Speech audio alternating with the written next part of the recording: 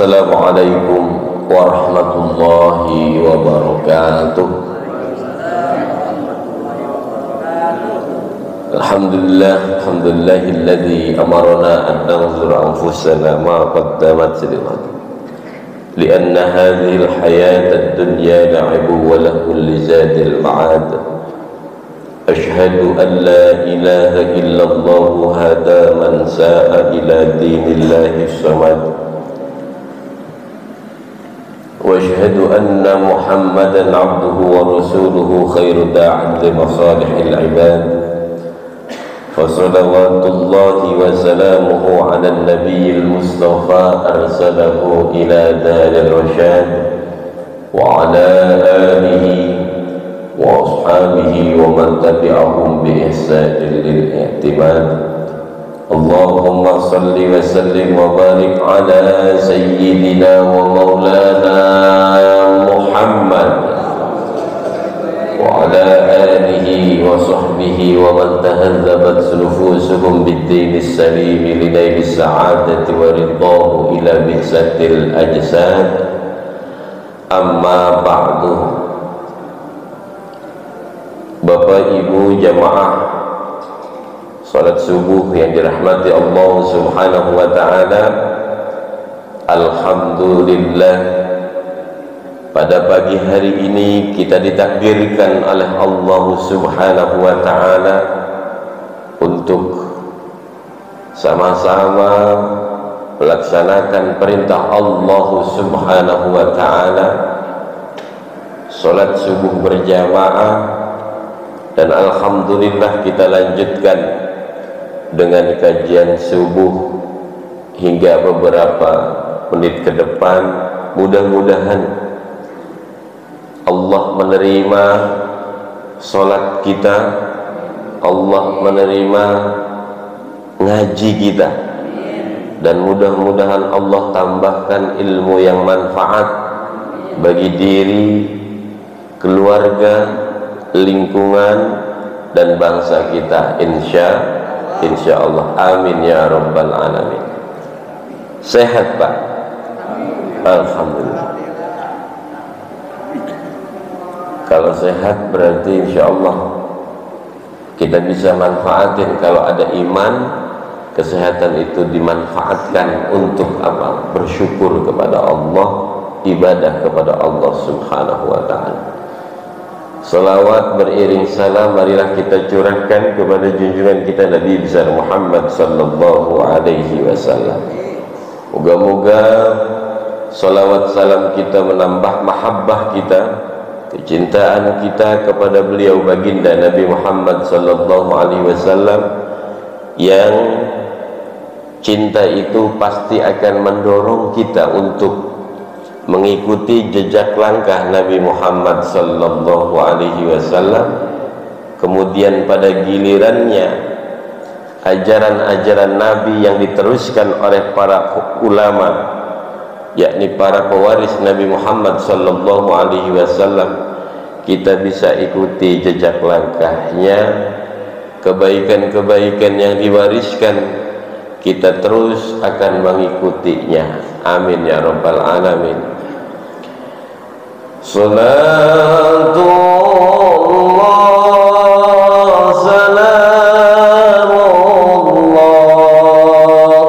ala taha rasulillah. Salatullah salamullah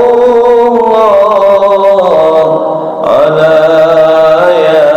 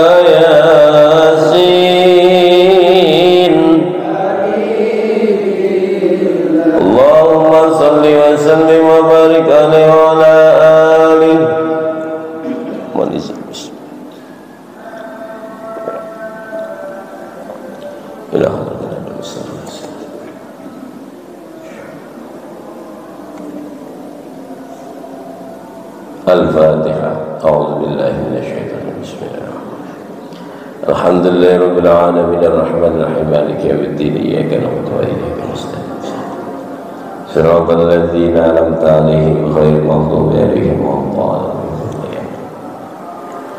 Kita lanjutkan. Bismillahirrahmanirrahim. Wal maqalatu tsaniyatu an ba'dil hukama'i rahimahullahu ta'ala. Arba'atun minal khisali hasanatun wa huwa ma yata'allaqu bihil madhu fil ajil was thawabu fil ajil. Walakin arba'atu minha ahsan. Wal maqalatu tsaniyatu, dan maqalah yang kedua, an ba'dil hukama, dari sebagian hukama, para hukama rahimahullahu ta'ala, semoga Allah merahmatinya. Arba'atun, ada 4 macam, minal khisali, dari perkara tertentu yang terpuji, maksudnya. Hasanatun adalah bagus. Ada 4 perkara yang bagus. Wa huwa, apa itu hasanatun itu? Apa yang bagus? Yaitu ma yata'allaqu bihil madhu fil ajili was thawabu fil ajili. Ialah perkara yang tergantung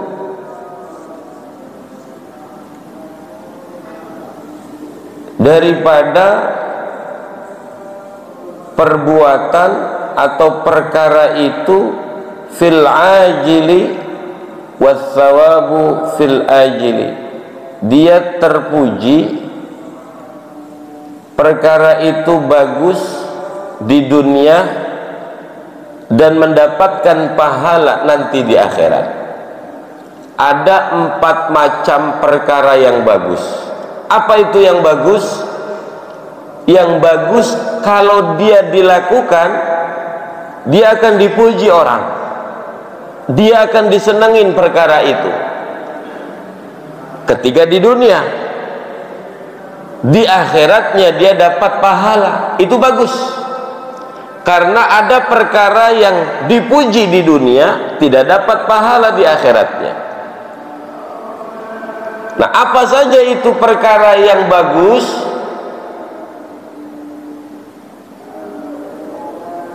Pertama adalah al-haya'u, malu. Perkara yang bagus itu malu. Nah, dari rasa malu ini, walakin arba'atun minha ahsan, dari 4 macam yang bagus, maksudnya ada yang 4 macam lagi yang lebih bagus.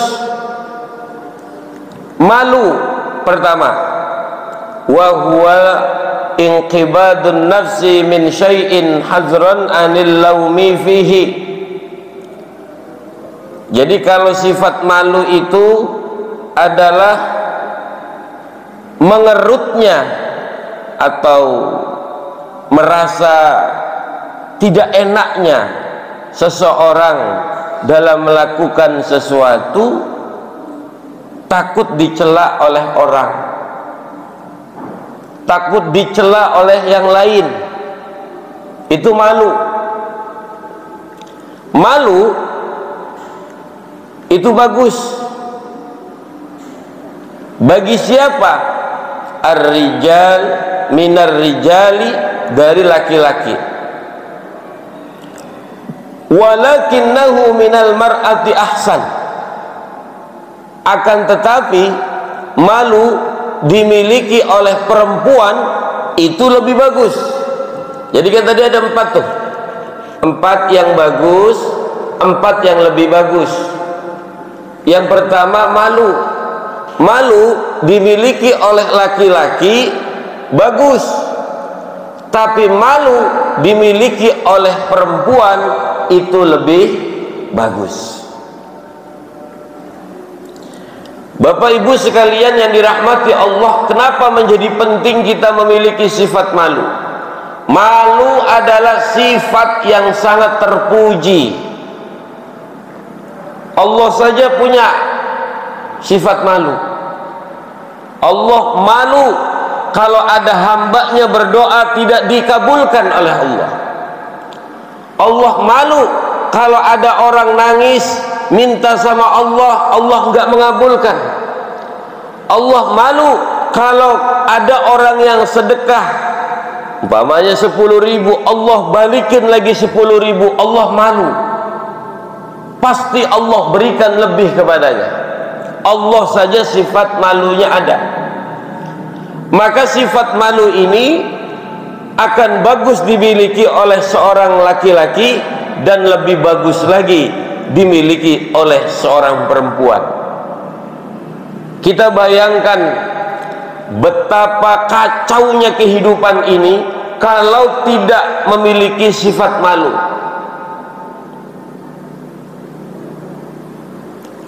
Sekarang sudah mulai terlihat. Kalau zaman dulu kita Masya Allah sangat menjaga kehormatan keluarga, sangat menjaga kehormatan diri. Tapi lihat sekarang, mohon maaf, belum menikah sudah rantang runtung kemana-mana, ya kan? Ngerti rantang runtung? Bergandengan tangan kemana-mana seperti suami dan istri, betul gak? Kalau dulu zamannya bapak-bapak yang udah aki-aki boro-boro kayak gitu, malu sudah mulai berkurang saat ini. Sifat malu ini adalah sifat yang nempel dengan keimanan. Nabi sallallahu alaihi wasallam beliau bersabda, al-haya'u wal imanu kurina jami'a fa idza rufi'a ahaduhuma rufi'al akhar. Malu dan iman senantiasa bersama. Malu dan iman berbarengan terus, beriringan. Kalau salah satunya direnggut, dicabut, maka yang lainnya hilang. Mohon izin minum ya. Emang lagi batuk aja ini. Jadi Bapak Ibu sekalian, malu sama iman bergandengan, bersama-sama. Salah satunya hilang, hilang yang lainnya. Kalau ada rasa malu, berarti ada iman. Kalau tidak ada rasa malu, berarti imannya sudah mulai hilang. Iman hilang, malu hilang. Malu hilang, iman hilang. Iman berkurang, malu berkurang. Malu berkurang, iman berkurang. Itulah kenapa menjadi penting kita punya rasa malu. Malu itu bukan hanya kepada manusia, akan tetapi malu kepada Allah Subhanahu wa ta'ala. Semakin bagus orang punya sifat malu, sifat haya, semakin tinggi dia punya sifat iman, punya keimanan. Semakin bagus dia punya sifat rasa malu, berarti semakin dekat dia dengan Allah Subhanahu wa ta'ala. Dalam hadis yang sahih, Rasulullah SAW bersabda, idza lam tastahyi fasna' ma syi'ta. Kalau kamu tak punya malu, maka hiduplah sesukamu. Jadi berarti kalau orang yang hidup sesuka dia tidak sesuai dengan aturan Allah dan Rasulullah sallallahu alaihi wasallam, berarti dia sudah mulai berkurang rasa malunya. Bahkan orang yang punya sifat malu kepada Allah, dia akan menjaga dirinya. Mohon maaf, semakin tinggi rasa malunya, semakin dia jaga dirinya dari berbuat maksiat kepada Allah Subhanahu wa ta'ala. Mau maksiat, malu sama Allah. Mau korupsi, malu sama Allah. Mau mencuri, malu sama Allah. Mau meninggalkan sholat, malu sama Allah. Mau bercurang, bersifat curang dalam dagangan, malu sama Allah. Mau curang dalam pemilu nanti, malu sama Allah. Artinya apa? Orang yang punya sifat malu yang tinggi kepada Allah, berarti dia sudah pada makom ihsan, selalu merasa diawasi oleh Allah Subhanahu wa ta'ala. Ini orang ya, kalau ada orang mencuri atau korupsi, korupsi itu kan gak diketahui orang kan, yang tahu hanya dia sama beberapa orang yang memang niatnya sama. Tapi kalau dia malu kepada Allah Subhanahu wa ta'ala, Allah lihat nih. Makanya dibahasakan juga apa? Under table, di bawah meja. Biar apa maksudnya? Biar kagak kelihatan. Ibu-ibu kalau mau ngentit duitnya suami di dompet, kalau malu sama Allah kagak jadi. Ustaz, tapi suami saya pelit sih. Ya sepelit-pelitnya itu dompet isi duit banyak, barangkali duit arisan sama teman-temannya, Bu. Repot urusannya ntar. Jadi apapun kemaksiatan yang hendak dilakukan oleh orang, ketika dia sadar Allah mengawasinya, dia malu kepada Allah, dia akan berhenti. Dia tidak akan melakukannya. Ini namanya malu kepada Allah. Malu kepada Allah. Udah dikasih sehat nggak sholat. Malu kepada Allah. Dekat musola dengan dekat masjid nggak sholat berjamaah. Malu kepada Allah. Duit banyak kagak sedekah. Malu kepada Allah. Ini mumpung lagi muter nih. Ya. Malu kepada Allah, duit yang harusnya dizakatin tidak dikeluarkan zakatnya. Malu kepada Allah, dikasih amanat tidak amanah. Anak istri kan amanah. Semakin tinggi rasa malu kita, semakin bagus iman kita. Semakin tinggi rasa malu kita, semakin bagus ihsan kita. Insya Allah. Nah, itu yang pertama. Rasa malu dimiliki oleh laki-laki bagus, tapi rasa malu dimiliki oleh perempuan lebih bagus. Contoh aurat. Nabi itu ketika naik Ka'bah, betisnya kelihatan. Betis loh, timbang betis. Nabi kelihatan, langsung turun tuh Pak. Nah, itulah rasa malunya seorang Rasulullah SAW. Ini bapak-bapak kira-kira kalau betisnya kelihatan malu nggak? Paling tidak paha, ya. Paha itu kan aurat kita kan, laki-laki kan? Iya. Kalau bapak-bapak saja paha tidak mau kelihatan, apabila rasa malu itu ada pada perempuan, dia tidak mau memperlihatkan. Jangankan paha, betis pun dia tidak mau kelihatan sama orang. Karena perempuan lebih harus dijaga, ya. Nah, itu kalau dari beberapa segi fikih. Pokoknya kalau bapak-bapak suka nongkrong aja kurang bagus, apalagi ibu-ibu. Maka kemudian kita hati-hati, terutama ibu-ibu, mohon maaf ya, ibu Ibu-ibu, bukan ibu-ibu aja Ustaz, bapak-bapak juga. Iya sih, namanya orang rumpi itu pasti ngomongin orang. Perhatikan aja, kalau udah nongkrong pasti ngomongin orang, ngomongin kejelekan orang. Nah, latihan kalau kejelekan itu jangan dibicarakan. Saya sering mengatakan, orang hidup tidak boleh dibicarakan kejelekannya, apalagi orang mati. Ini kadang-kadang ada aja orang kongkok ngobrolin orang yang udah mati.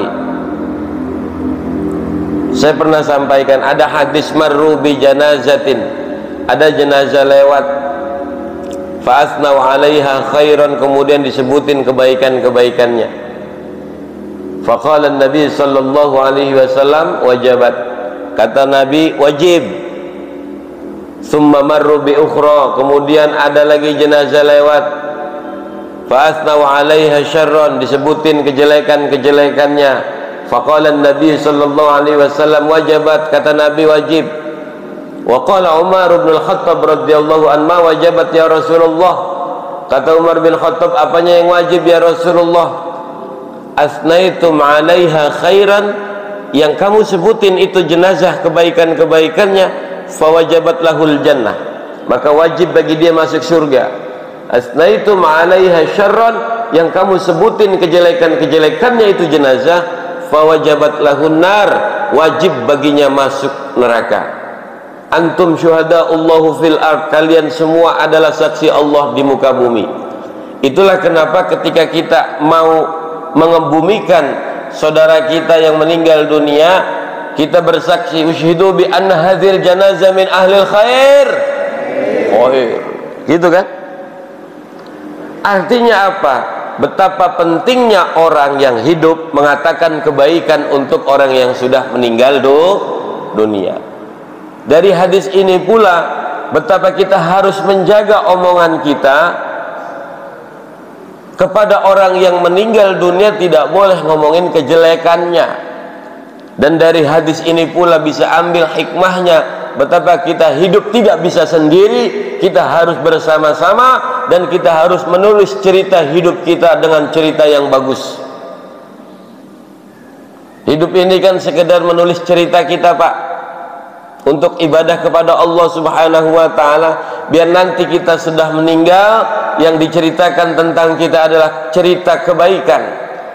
Istri kita, anak kita, cucu kita, cerita tentang kita, cerita tentang kebaikan. Itu tuh yang paling penting.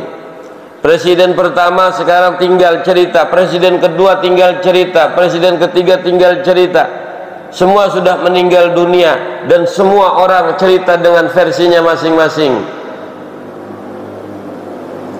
Maka semakin banyak, yakinlah semakin banyak kita menulis cerita hidup ini dengan baik, semakin banyak pula orang cerita tentang kebaikan kita. Lihat para wali-wali Allah, kekasih-kekasih Allah, semua orang cerita tentang kebaikannya. Bahkan orang datang menemuinya walaupun dia bukan keluarganya, berbondong-bondong orang menziarahinya. Kenapa? Karena para kekasih Allah hanya menulis cerita-cerita kebaikan pada setiap kehidupannya. Maka ibu-ibu, bapak-bapak sekalian, ayo kita ceritakan kebaikan-kebaikan kita, kebaikan-kebaikan orang tua kita, maksudnya kebaikan-kebaikan orang-orang yang sudah meninggal dunia. Kita harus punya sifat malu. Malu itu salah satunya bagian dari kita menulis cerita hidup, kan? Malu kalau maksiat, malu kalau banyak utang. Permasalahannya gini, orang itu lebih malu ke Allah apa ke orang? Nah itu dia, banyaknya malunya ke orang. Coba lihat orang-orang yang bunuh diri, lantaran dia malu tidak bisa bayar hutang, lantaran dia malu telah berbuat kesalahan. Anak-anak muda yang bunuh diri, malu terhadap ibunya, malu terhadap orang tuanya, tidak bisa memberikan yang terbaik. Karena iman tidak ada, dia tidak malu kepada Allah, dia bunuh diri. Ya kan banyak yang bunuh diri, yang terjun dari flyover, yang terjun dari gedung tuh di Jawa tuh ada. Karena yang diterapkan adalah malu kepada orang. Walaupun malu kepada orang penting, ya, malu kepada orang penting, tapi yang lebih penting adalah malu kepada Allah Subhanahu wa ta'ala. Malu kepada orang.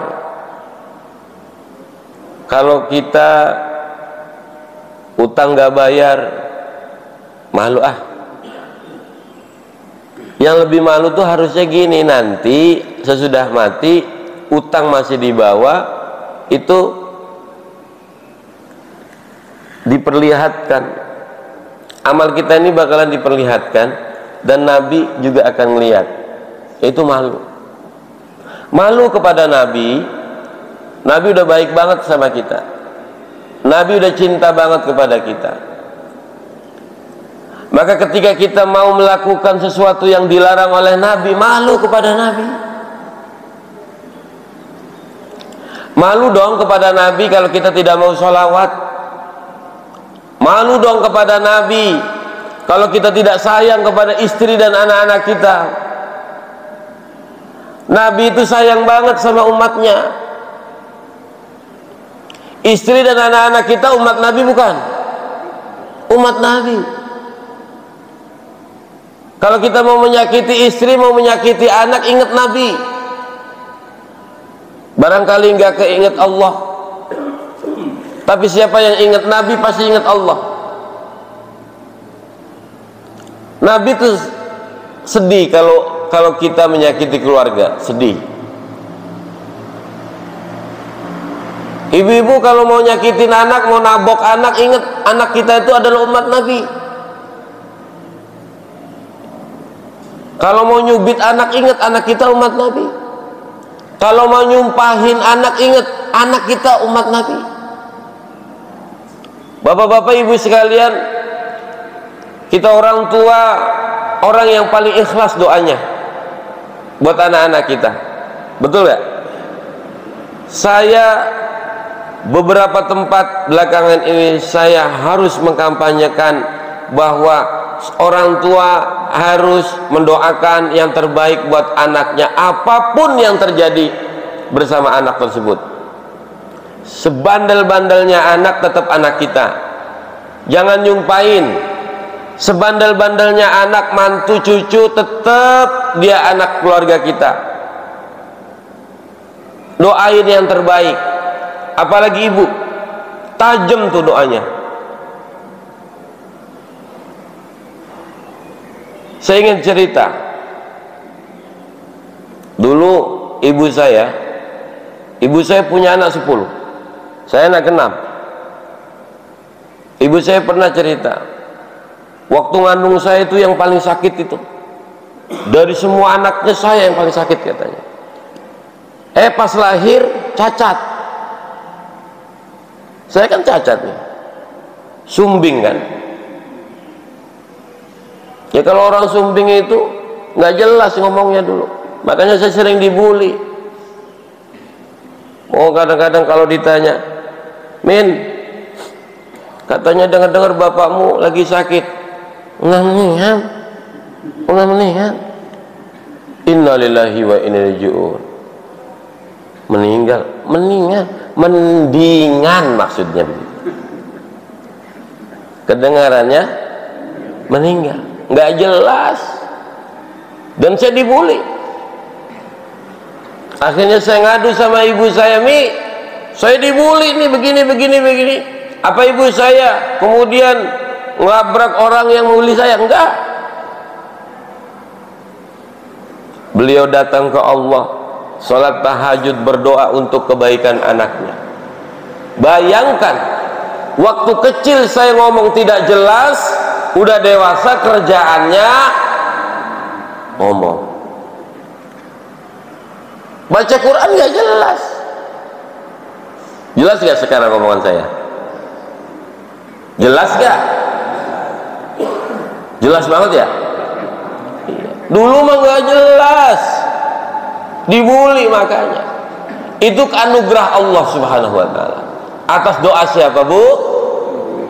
Ibu kita, orang tua kita. Karena keikhlasan orang tua kita, ayah ibu kita tidak diragukan lagi untuk mendoakan anaknya. Baik, yang kedua, wal adlu, dan sifat adil. Apa itu adil?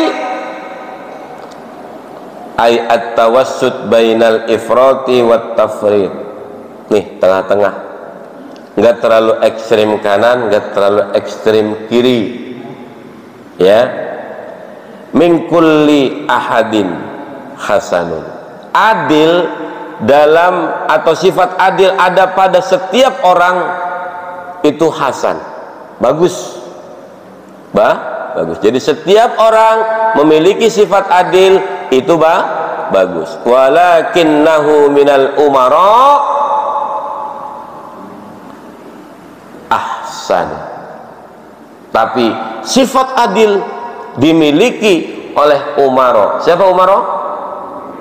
Pemimpin atau zawil wilayah, penguasa wilayah. Adil pada setiap orang bagus, karena semua adalah pemimpin kan. Kullukum ra'in wa kullukum mas'ulun an ra'iyati. Setiap kalian adalah pemimpin dan setiap pemimpin dimintakan pertanggungjawaban di hadapan Allah terhadap apa yang dipimpinnya. Kalau setiap orang memiliki sifat adil, bagus. Tapi jika pemimpin dia memiliki sifat adil, itu lebih bagus dan memang harus adil. Saking hebatnya adil dan pentingnya adil, ada hadis Rasulullah sallallahu alaihi wasallam, sab'atun, ada 7 golongan nanti pada hari kiamat, yauma la zilla illa zilluh, yang hari di mana tidak ada perlindungan Allah, perlindungan apapun siapapun kecuali perlindungan Allah. Yang pertama, imamun adil, pemimpin yang adil. Kenapa pemimpin harus memiliki sifat adil? Karena ketika dia jadi pemimpin, dia bukan sekedar ngurus dirinya sendiri.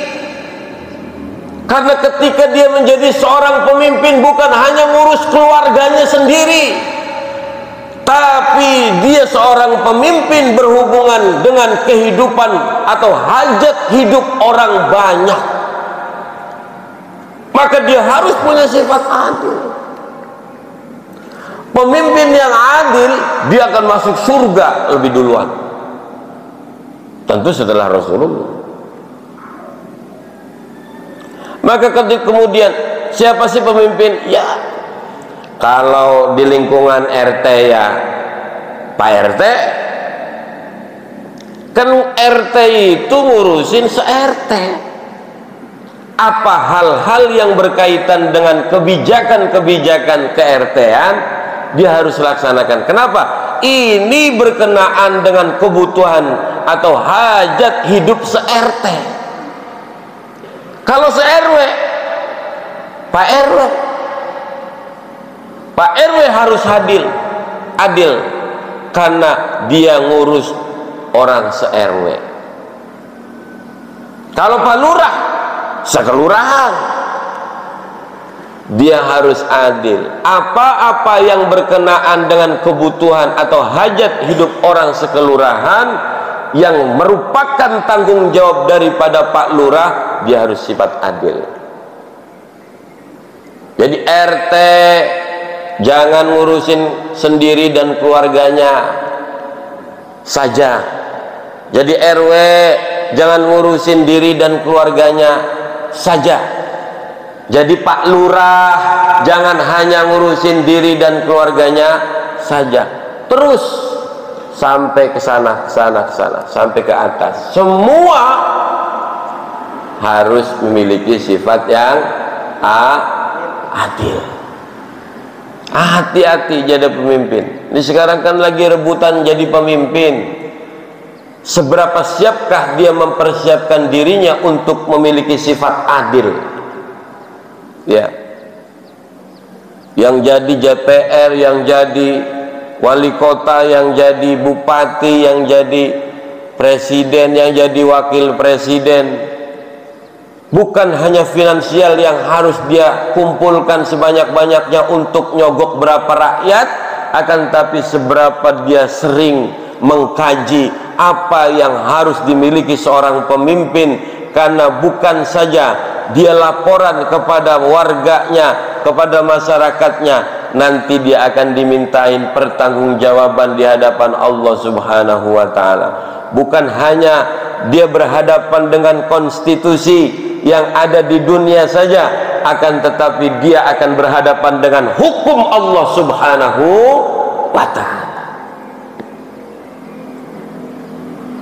Ini penting punya sifat adil. Ustaz, saya bukan RT, bukan RW, bukan camat, bukan lurah, bukan presiden, bukan wakil presiden, bukan menteri, bukan. Adil terhadap keluarga. Bapak seorang pemimpin bagi istri dan anak-anaknya. Bagaimana seorang pemimpin keluarga seharusnya? Diarahkan kemana keluarga itu? Diajak apa tidak anak ngaji? Kalau kita tidak bisa ngajarin ngaji, dititipin apa enggak ke pesantren atau ke pengajian? Ketika anak tidak sholat, sudahkah kita menegur? Sudahkah kita mengajak? Ketika anak asik main game, sudahkah kita membatasinya untuk bisa memanfaatkan waktu dengan sebaik-baiknya? Karena hidup bukan sekedar game. Halo? Apa jangan-jangan mabar? Main bareng. Ibu juga sama, Bu. Al-ummu madrasatul ula. Ibu adalah madrasah yang pertama bagi anak-anaknya. Kalau bapaknya lagi kemana-mana, lagi kerja dan lain sebagainya, kita sebagai ibu harus betul-betul bisa membimbing. Ustaz, kami orang tua tidak bisa menjaga anak 24 jam. Bagaimana? Paling tidak kita jaga mereka dengan doa-doa kita. Ya Allah, jaga anak saya di mana saja berada, karena saya tidak bisa menjaganya 24 jam. Dan pada hakikatnya saya tidak bisa menjaga, ya Allah. Yang maha menjaga adalah Engkau, ya Allah. Al-Muhaimin. Allah maha menjaga. Maka insya Allah kalau kita punya Al-Muhaimin atau sifat-sifat Muhaimin, menjaga keluarga kita, insya Allah dengan doa kita jaga. Anak kita ada yang jauh, ada yang di mana kuliah. Siapa? Kita hanya bisa nelpon. Nah, kamu ada di mana? Lagi di sini. Apa iya? Nah, kamu lagi ngapain? Nah, kamu udah sholat belum? Kita harus jaga juga. Setelah itu kita doa. La haula wala quwata illa billahil aliyyil azim. Lalu yang ketiga, wat taubatu, dan tobat. Apa itu tobat? Ar-ruju'u ilallahi ta'ala yahullu uqdatal israri anil qalbi summal qiyamu bikulli haqqin lillahi ta'ala.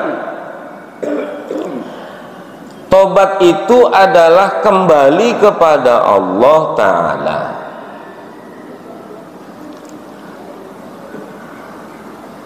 melepaskan tali buhul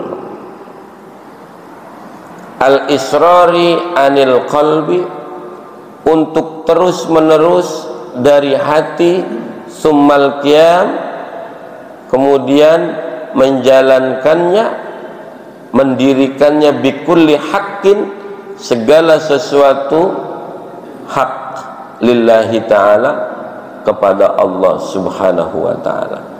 Kembali kepada Allah itu tobat, melepaskan tali buhul yang menjerat kita dalam dosa itu.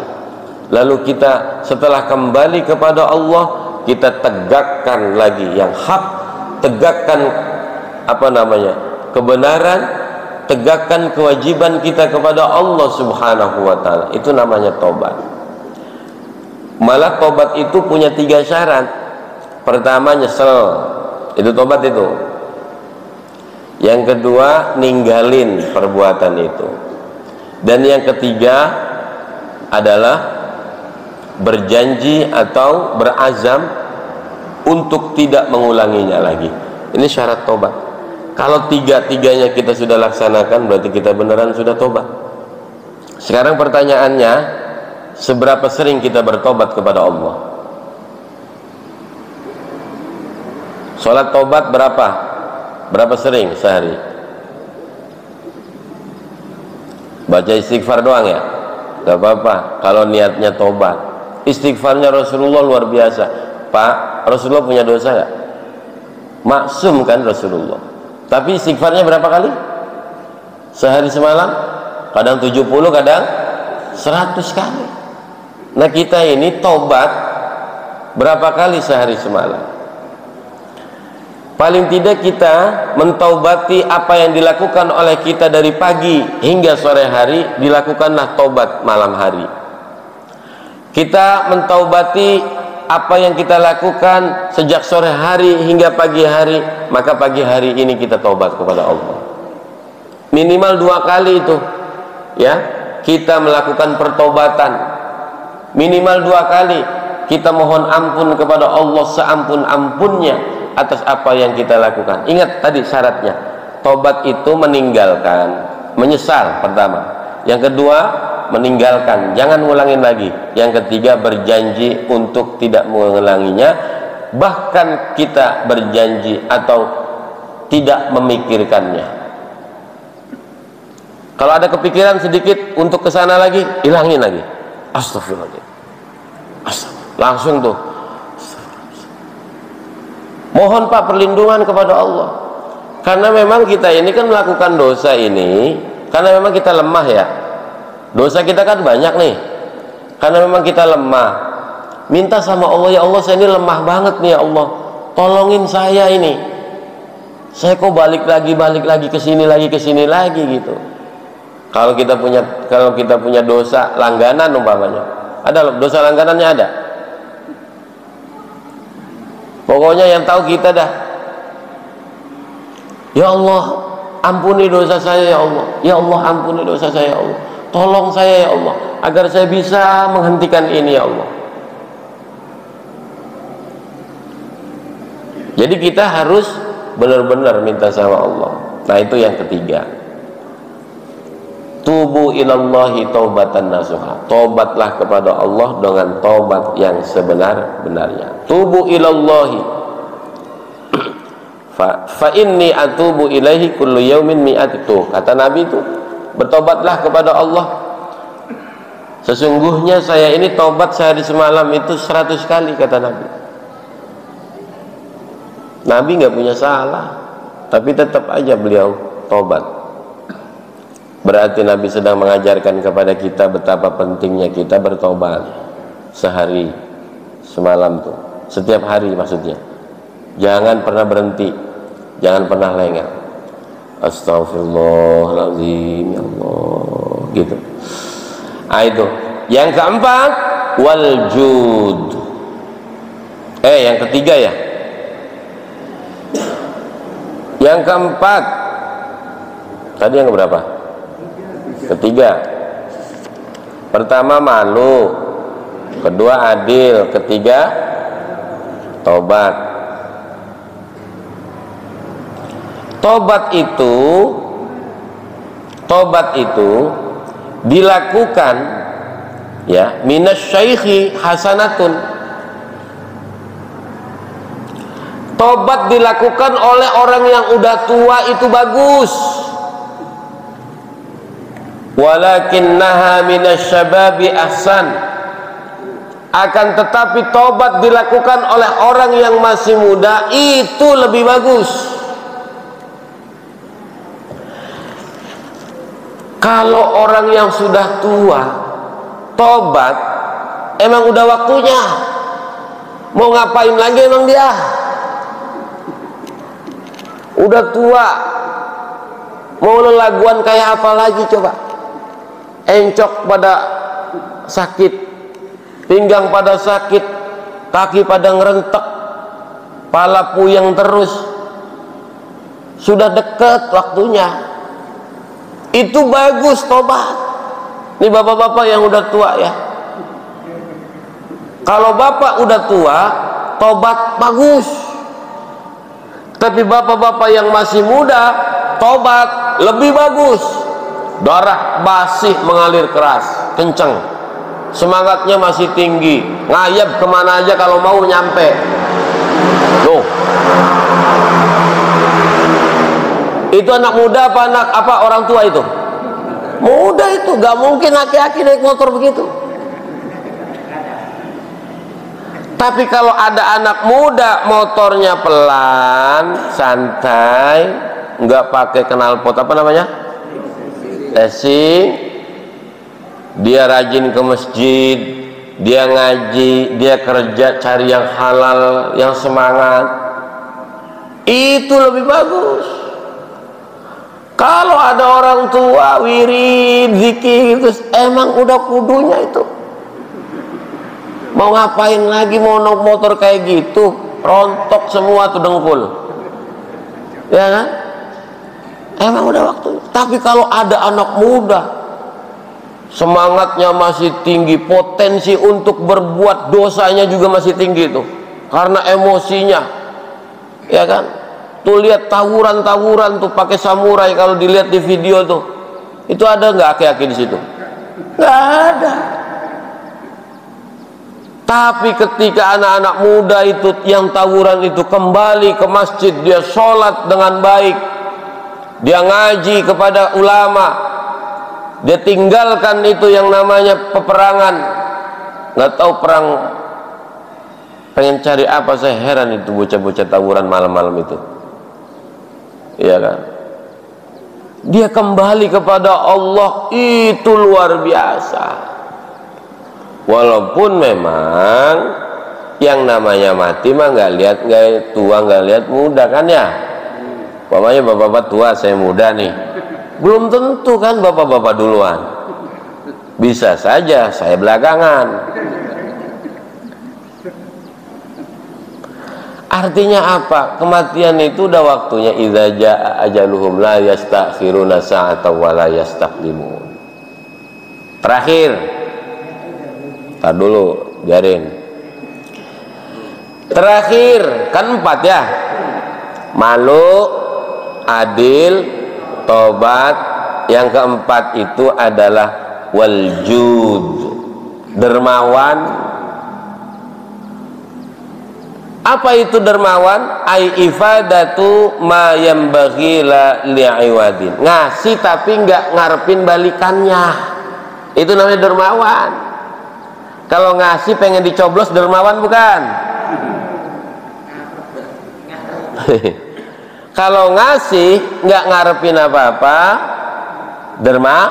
dermawan. Dermawan minal aghniya'i hasanun. Dermawan itu dari orang yang kaya bagus. Kalau ada orang kaya dermawan, sono ngasih, orang miskin dikasih semua, ada orang minta bantuan dikasih. Walakinnahu minal fuqara'i ahsanun. Tapi kalau ada orang fakir dia dermawan, ahsanun, dia lebih bagus. Apa yang dia punya? Punyanya air, ngasih air di pengajian, ya kan? Coba punya uang 100.000 umpamanya, tapi dia sedekah 10.000, berapa persen? 10%. Tapi miliarder 1 miliar umpamanya, dia sedekah 1 juta, berapa persen? 0,1%. Bagusan mana tuh? Bagusan orang miskin yang sedekah 10.000. Tragis kan? Iya. Jadi nilai ketragisan itu yang kemudian dinilai. Orang kaya miliarder, uang miliaran, mohon maaf ya, bukannya tidak bagus sedekah. Kalau dia sedekah masih 1 juta 2 juta itu kecil Pak, kecil. Tapi kalau ada orang miskin, dia punya emang cuma 100.000, tapi bismillah, bahkan dia diparo 50.000, dia infakkan untuk pembangunan masjid kah, pesantren kah, dan lain sebagainya, atau untuk membantu temannya yang tidak punya beras, dia beliin beras. Itu kan tragis, separuh hartanya dibagiin. Duit emang cuma 100.000, dia bagi seorang 50.000. Umpamanya adiknya, kakaknya, dia tidak punya beras, beli beras, ya kan, 10 liter, 10 ribuan, 5 liter, nih beras buat makan kamu sama anak-anak kamu. Tragis itu. Jadi kalau ada orang kaya dermawan bagus, tapi kalau ada orang fakir dia dermawan, ini lebih bagus. Apa aja Pak, kita bisanya apa? Umpamanya sekarang nih, kita bantu Palestina, ya jangan doa doang. Doa oke lah Pak, wajib, sesama muslim harus mendoakan. Setiap sholat doain tuh syuhada Palestina, doa sama Allah. Terserah ijabah, pasti Allah ngijabah, tapi waktunya ya terserah Allah. Orang Allah yang ngatur semua itu. Nanti setelah kita doa, ada umpamanya infak atau sedekah buat mereka, bantu mereka di lembaga-lembaga terpercaya. Tentunya kita berbagilah, punyanya aja apa, berapalah gitu. Ustaz, saya punyanya cuma 50.000, is oke, nggak apa-apa. Kita paling enggak dari 50.000 ini bisa memudahkan, kan lumayan. Kalau nyampe 50.000 beli susu buat anak di sono kan lumayan, ya Pak. Nah itu sekian juta umat Islam di Indonesia, kalau 50.000 semua berapa? Kan lumayan itu buat dikirim ke Palestina. Ya, mudah-mudahan kekejaman Zionis Israel terhadap warga Palestina dihentikan, dan kita cukuplah melihat betapa menangisnya hati kita melihat anak kecil dibantai, perempuan dibantai, rumah-rumah nggak ada. Kita Masya Allah Pak, masih nikmat banget ini, ya kan, masih ada listrik, masih ada air, ya, masih ada makanan ntar sarapan, kalau ada, insya Allah ada, ya kan, masih enak tuh, sholat masih tenang. Di sana dibombardir Pak, makanya kita berbagi buat Palestina ya, berbagi buat Palestina. Bapak cari sendiri dah lembaga yang terpercaya yang mana, pokoknya intinya semua ngaku terpercaya kan, ya bismillah, mudah-mudahan nyampe. Yang nggak nyampe ya udah Bapak udah ngeluarin kok. Kalaupun dia mau nyolong duitnya dari bantuan itu ya terserah, urusan dia. Pokoknya intinya kita bisa bantulah buat Palestina, insya Allah ya. Ini ya 4 yang baik dan 4 yang lebih baik. Jadi kalau malu laki-laki baik, perempuan lebih baik. Kalau adil orang biasa baik, tapi pemimpin lebih baik. Kalau tobat orang tua baik, kalau orang muda lebih baik. Nah, dermawan itu orang yang kaya baik, tapi orang fakir lebih baik. Ini saja. Terima kasih, mohon maaf atas segala kekurangannya. Terima kasih atas perhatiannya. Wallahul muwaffiq ila aqwamit thoriq. Assalamualaikum warahmatullahi wabarakatuh. Al-Fatihah. A'udzu billahi minasyaitonir rajim. Bismillahirrahmanirrahim. Iyyaka na'budu wa iyyaka nasta'in. Ihdinas siratal mustaqim. Shiratal ladzina an'amta 'alaihim ghairil maghdubi 'alaihim waladdallin. Allahumma salli wa sallim wa barik ala sayyidina Muhammadin syafi'ina wa karimina dzikhrina maulana Muhammad wa sallim radhiyallahu tabarakallahu ta'ala an kulli sadatina ashabi rasulillahi ajma'in. A'udzu billahi minasyaitonir rajim. Bismillahirrahmanirrahim. Alhamdulillahi rabbil alamin. Hamdan syakirin hamdan na'imin hamdan yuwafi ni'amahu wa yukafi mazida. Ya Rabbana lakal hamdu lakal syukru kama yanbaghi li jalali wajhil karim wa li sultani. Allahumma shalli ala sayyidina Muhammad wa ala ali sayyidina Muhammad. Allahumma ighfir lana dhunubana wa liwalidina warhamna warhamhuma kama rabbayana shaghira. Allahumma rabbana hab lana min azwajina wa dhurriyyatina qurrata a'yun waj'alna lil muttaqina imama. Nawwir qulubana bi nuri hidayatika kama nawwartal arda bi nuri syamsika abadan abada. Nawwir qulubana ya Allah bi nuri sayyidina Muhammadin sallallahu alaihi wasallam. Rabbana atina fid dunya hasanah wa fil akhirati hasanah wa qina adzabannar. Walhamdulillahi rabbil alamin. Subhanakallahumma wa bihamdika asyhadu an la ilaha illa anta astaghfiruka wa atubu ilaik. Assalamualaikum warahmatullahi wabarakatuh.